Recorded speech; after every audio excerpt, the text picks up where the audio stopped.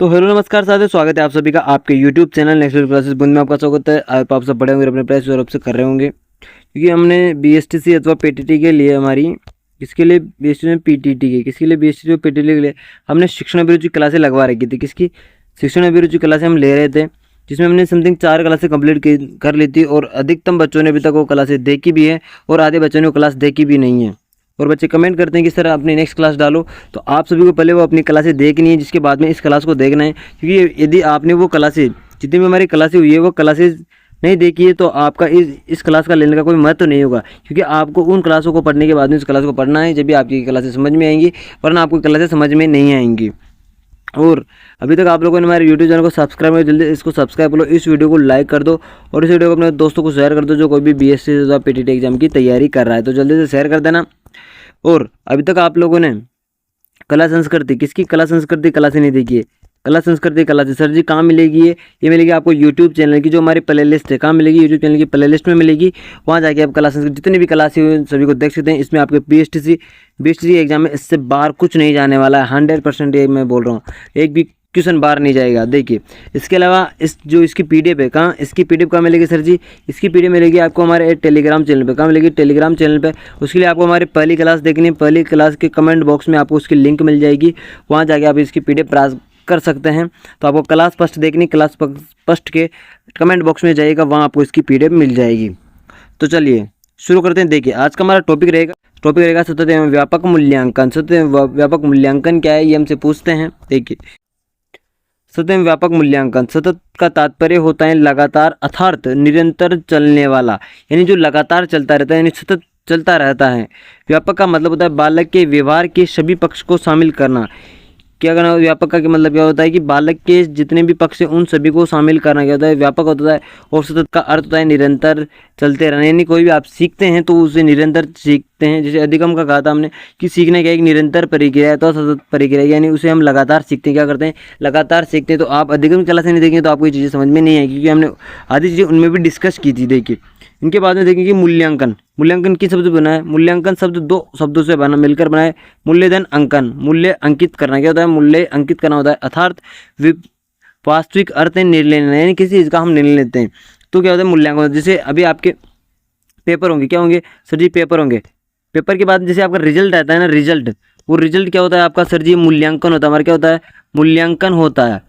तो क्या है? मूल्यांकन होता है। यदि आप कुछ चीज़ें सीखते हैं, सीखने के बाद में उसका कोई क्या आता है? परिणाम आता है सर जी। क्या आता है? परिणाम आता है। वो परिणाम में आपको क्या कहलाता है? मूल्यांकन कहलाता है। क्या कहलाता है सर जी? मूल्यांकन कहलाता है। तो मूल्यांकन शब्द किससे बना है? मूल्यधन अंकन से बना है। उसका वास्तविक अर्थ है निर्णय लेना।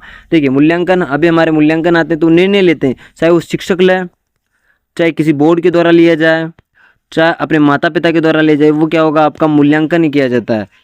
देखिए आगे देखते हैं। एक बालक में मूल्य वे गुण होते हैं जो बालक परिवार व समाज व विद्यालय द्वारा सीखता है। किसके द्वारा? परिवार, समाज, विद्यालय, वातावरण से सीखता है। यानी बालक के मूल्य के गुण कौन कहाँ से प्राप्त होते हैं? परिवार से होते हैं, समाज से होते हैं, विद्यालय एवं वातावरण से होते हैं। बालक वहीं से सीखता है अधिकतर। देखिए इसकी परिभाषा भी देख लेते हैं। देखिए अनुभव व प्रशिक्षणों के माध्यम से सीखना एक सतत प्रक्रिया, यानी किसी अनुभव के द्वारा सीखे या प्रशिक्षण जो तुमसे प्रशिक्षण करवाए सीखे, यानी खुद करके सीखना। क्या होता है? करके सीखे के माध्यम से सीखना एक सतत प्रक्रिया, यानी निरंतर चलने वाली प्रक्रिया जो जीवन पर्यंत चलती है। क्या करते हैं? जीवन पर्यंत चलती है, यानी जिंदगी भर चलती रहती है। उसी प्रकार मूल्यांकन भी सतत प्रक्रिया है, मूल्यांकन सतत प्रक्रिया है, मूल्यांकन भी चलता रहता है, इसका परिणाम मिलता रहता है। देखिए अतः मूल्यांकन क्या एक शैक्षिक प्रक्रिया? क्या है सर जी? शैक्षिक प्रक्रिया है। बढ़ते हैं आगे। देखिए मूल्यांकन के बारे में, मूल्यांकन में बालक के सभी पक्ष शामिल होते हैं। क्या होते हैं? बालक के जैसे शारीरिक, मानसिक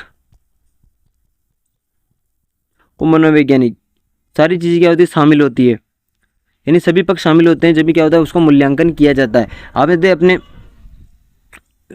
छोटी क्लास में देखा होगा, जैसे आपके पेपर होते थे। क्या होते थे सर जी? पेपर होते थे। इसके बाद में आपको मौखिक परीक्षा की जाती थी। क्या? मौखिक परीक्षा की जाती थी। उसके बाद स्वास्थ्यम, क्या होती है? स्वास्थ्यम शारीरिक शिक्षा के पेपर होते थे, बहुत सारे पेपर होते थे, कंप्यूटर के पेपर होते थे। ये सभी क्या होते हैं? सभी पक्ष शिक्षक भी चेक कर देंगे इनके कौन से पक्ष मजबूत है और कौन से पक्ष क्या है, सरल है। वो सभी चीज़ें टीचर चेक कराया करते थे हमें बचपन में। देखिए इसके इसे व्यापक और समग्र कहा जाता है। मूल्यांकन की व्यापकता शैक्षणिक व शैक्षणिक गतिविधियों को दर्शाती है। किनको दर्शाती है? शैक्षणिक व शैक्षणिक तरीकों गतिविधियों को दर्शाती है। देखिए मूल्यांकन का प्रावधान, मूल्यांकन का प्रावधान 1986 की शिक्षा नीति में लागू किया गया था। ये क्वेश्चन पूछ सकता है कि मूल्यांकन का प्रावधान की शिक्षा नीति के द्वारा लाया गया था या लागू किया गया था, तो किसके द्वारा? 1986। मूल्यांकन सतत लागू, मूल्यांकन लागू कब किया गया था? 2009 में सीबीएसई की कक्षा 9वीं में। कब से किया गया था? कक्षा 9वीं तक किया गया था। एनसीएफ 2005 में लागू हो गया था, परंतु कौन सी कक्षा में लागू होगा ये 2009 में तय किया गया था।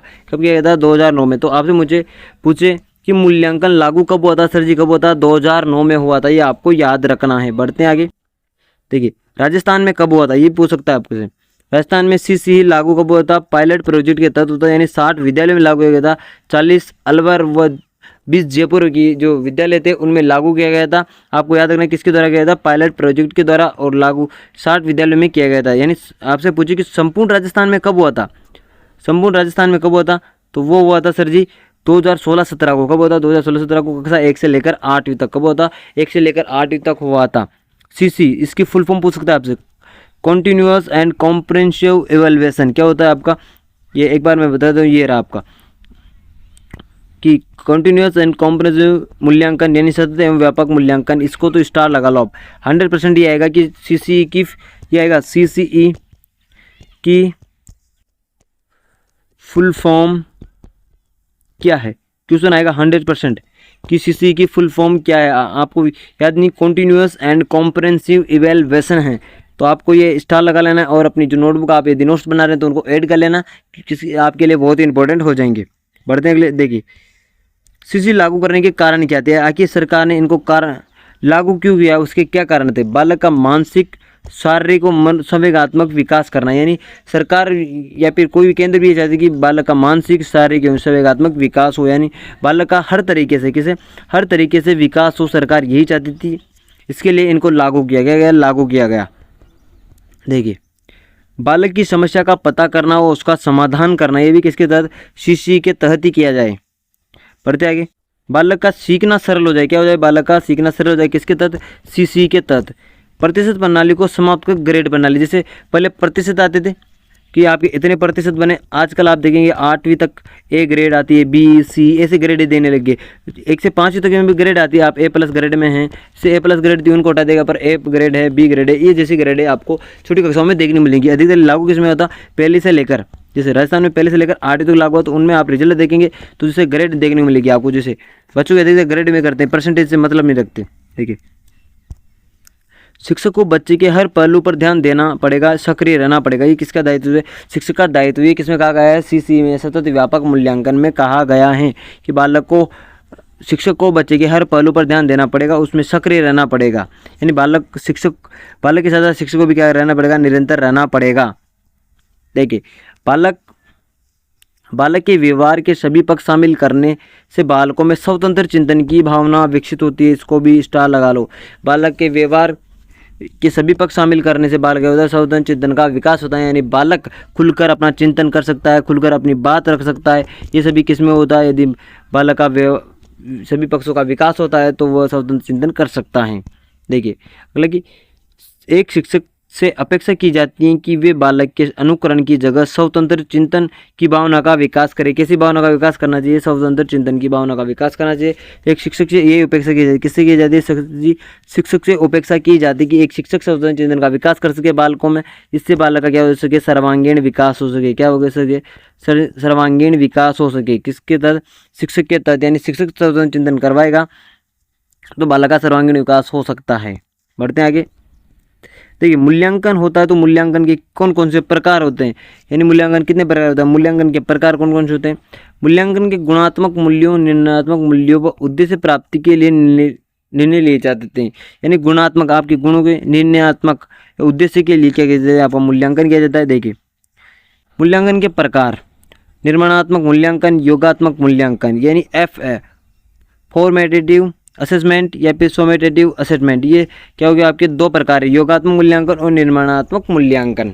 देखिए हम दोनों को एक ही को पढ़ेंगे कि एक ही को बारे के देखेंगे किसमें क्या चीज़ें। देखिए निर्माणात्मक मूल्यांकन, इसमें क्या है? सीखने के लिए मूल्यांकन। निर्माणात्मक मूल्यांकन का अर्थ है कि सीखने के मूल्यांकन। इस प्रकार के मूल्यांकन में बालकों को सीखते समय कोई प्रगति पर गौर किया जाता है। किस पे सीखते हुए, यदि हम कुछ चीज़ सीखते हैं तो उन पर गौर किया जाता है कि बालक क्या सीख रहा है, क्या नहीं सीख रहा है। इसमें बालक का ज्ञान सर्जन करता होता है। क्या होता है, बालक सर्जन करते हैं, यानी खुद निर्माण करके सीखता है। जैसे हमने वो देखा था ना, सृजनात्मकता, कि बालक क्या करता है, पॉलीथीन की जो थैलियाँ होती है ना, उनसे कुछ चीज़ें बनाता है। तो किससे संबंधित थी, वो ऐसे समझ के निर्माण कर रहा है खुद के मूल्यांकन का, हाँ ऐसे कर, तो उसका क्या कहता है, सृजन करता खुद होता है। यह निदानात्मक उपचारण रचनात्मक प्रकार का होता है, यानी किसी भी क्या होता है, निदान कर सकता है, किसी का भी निदान, यानी आप कोई समस्या में तो उसका निदान करना भी इसी के संबंधित होता है। 40% अंकों हेतु क्या होता है, 4 बार किया जाता है। क्या बार किया जाता है, निर्माणात्मक 4 बार किया जाता है। ये आपको याद रखना है कि निर्माणात्मक मूल्यांकन कितनी बार किया जाता है, 4 बार किया जाता है, आपको याद रखना है। देखिए दूसरा है कि योगात्मक मूल्यांकन। कौन सा है सर जी, योगात्मक मूल्यांकन सीखने का आकलन या संकल्पनात्मक मूल्यांकन। सत्र की समाप्ति पर मूल्यांकन ने क्या क्या व कितना सीखा, इस बारे में लिखित व मौखिक का दूसरा आएगा, मौखिक परीक्षा के माध्यम से मूल्यांकन किया जाता है। देखिए योगात्मक में ये होता है कि वो छोटी परीक्षा की बात करते हैं मैंने, जैसे पेपर होता है, पेपर के बाद में आपकी मौखिक परीक्षा वो ली जाती है अभी छोटी क्लासों में, ये सीसी उसी संबंधित है पूरा। क्योंकि देखिए बालक पेपर में क्या करता है, वो लिखित परीक्षा हो जाती है, इसमें करता है मौखिक, और फिर उनसे कार्य करवाया जाता है, वो अलग है, यानी बालक का सर्वांगीण विकास किया जाता है वर्तमान में। तो बाकी पहले का पता नहीं है। जैसे गुरुकुल होते थे ना पहले, उनमें अधिकतर किया जाता था, ये उनमें अधिकतर किया जाता है। गुरुकुल वगैरह में तो बहुत सारी फैसिलिटीज़ थी, और वहाँ सिखाई भी बहुत अलग चीज़ें सिखाई जाती थी। पढ़ते आगे, देखिए इसके लिए क्या है, इसके लिए हमें कितने 60% अंकों के लिए किया जाता है। ये शिवराम पंचांग 2023-24 के अनुसार कक्षा 5 तक 3 ऐसे किए जाएंगे, 3 ऐसे किए जाएंगे। ये एक फॉर्मूला था, वो लागू किया गया था। पढ़ते हैं आगे, देखिए मूल्यांकन के पक्ष किसने बताया सर जी, ये बताया BS ब्लूम ने बताया थे। संज्ञानात्मक, भावात्मक व क्रियात्मक, इनको हमने पहले भी पढ़ लिया है कि संज्ञानात्मक कौन से होते हैं, भावात्मक कौन से होते हैं, क्रियात्मक कौन से होते हैं। यानी जो संज्ञान के द्वारा, किसके द्वारा सर जी, संज्ञान के द्वारा या ज्ञान से किए जाए वो कौन से होंगे, संज्ञानात्मक। भाव के माध्यम से, क्या भाव के माध्यम से, भावात्मक। और क्रियात्मक क्या होते हैं, क्रिया करके, क्या हो जाएंगे, क्रिया करके। यदि क्रिया करके कोई चीज़ सीखते हैं तो क्रियात्मक में आ जाएगा, भाव के माध्यम से तो भावात्मक हो जाएगा। और संज्ञानात्मक जो अपने संज्ञान और ज्ञान के माध्यम से सीखते हैं तो संज्ञानात्मक में आ जाएगा। बढ़ते हैं आगे, देखिए मूल्यांकन की विशेषताएं कौन कौन सी है। मूल्यांकन की विशेषताएं वैधता, व्यापकता, वस्तुनिष्ठता, विश्वसनीयता, विभेदकारिता। ये देखिए आपको इनमें से याद रखना है, एक तो व्यापकता, वस्तुनिष्ठता और विश्वसनीयता। ये 3 चीज़ें बहुत इंपॉर्टेंट है आपके लिए। क्या है, बहुत ही इंपॉर्टेंट है। आपसे क्वेश्चन पूछ सकते हैं कि मूल्यांकन की विशेषता नहीं है, तो आप में अधिकतर इन 3 चीज़ों को देगा, व्यापकता, वस्तुनिष्ठता, विश्वसनीयता होनी चाहिए। पढ़ते हैं आगे, देखिए ये क्वेश्चन भी बहुत बार आ जाएगी, मूल्यांकन और मापन में अंतर है, तो स्पष्ट करना है आपको। मूल्यांकन और मापन में अंतर, मूल्यांकन क्या होता है और मापन क्या होता है, दोनों में क्या करेंगे हम, अंतर करेंगे सर जी। देखिए शैक्षिक प्रक्रिया का अंग है, क्या है सर जी, मूल्यांकन शैक्षिक प्रक्रिया अंग है। से मापन क्या है, मूल्यांकन का अंग है। मापन किसका अंग है, मूल्यांकन का अंग है। तो क्या था कि मूल्यांकन क्या है, शैक्षिक प्रक्रिया का अंग है, किंतु क्या है, मापन क्या है, मूल्यांकन का अंग है। मापन एक मूल्यांकन का अंग है।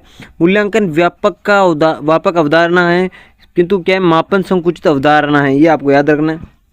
ये सबसे इंपॉर्टेंट चीज़ आपके लिए ये है कि मूल्यांकन के गुणात्मक और संख्यात्मक है, किंतु मापन क्या आपका केवल संख्यात्मक है। मूल्यांकन क्या आपकी सतत प्रक्रिया है, और मापन आपका समय विशेष, यानी आपका मूल्यांकन तो सतत निरंतर किया जाता है, पर आपका जो मूल्यांकन तो सतत प्रक्रिया द्वारा किया जा सकता है। समय और विशेष प्रक्रिया है, कौन सा, मापन क्या है, एक विशेष प्रक्रिया है। और मूल्यांकन क्या होता है, मूल्यांकन परिवर्तनशील होता है। क्या होता है, परिवर्तनशील होता है। और मापन आपका अपरिवर्तनशील होता है, यानी मापन में कोई भी चेंज नहीं होता है। मूल्यांकन बहुपक्षी होता है, क्या होता है, बहुपक्षी होता है। और आपका जो मापन होता है वो एक पक्षी होता है सिर्फ, इसमें आपके बहुपक्ष होते हैं, शारीरिक मानसिक सभी का क्या हो गया, विकास किया जाता है। देखिए आगे कि आकलन क्या होता है, आकलन क्या सीखा और कितना सीखा, ये दोनों क्या है, आपके आकलन है। क्या है, क्या सीखा और कितना सीखा, ये दोनों क्या है, आपके आकलन है। आप सोचते हैं कि आकलन का अर्थ क्या है, कि कितना सीखा और क्या सीखा, ये क्या है, आपका आकलन है। ये आपको याद रखनी। बढ़ते हैं आगे, देखिए मूल्यांकन के आधार, देखिए मूल्यांकन का आधार क्या, मूल्यांकन पाठ्यक्रम और अन्य सूत्रों के बारे में प्रकृति का पता लगाता है। क्या करता है, पता लगाता है। कौन लगाता है, मूल्यांकन। छात्रों के बारे में सूचना एकत्रित करना व रिपोर्ट तैयार करना, ये भी किसका कार्य है? मूल्यांकन में सभी चीज़ें किस में आ जाती है? मूल्यांकन में आ जाती है।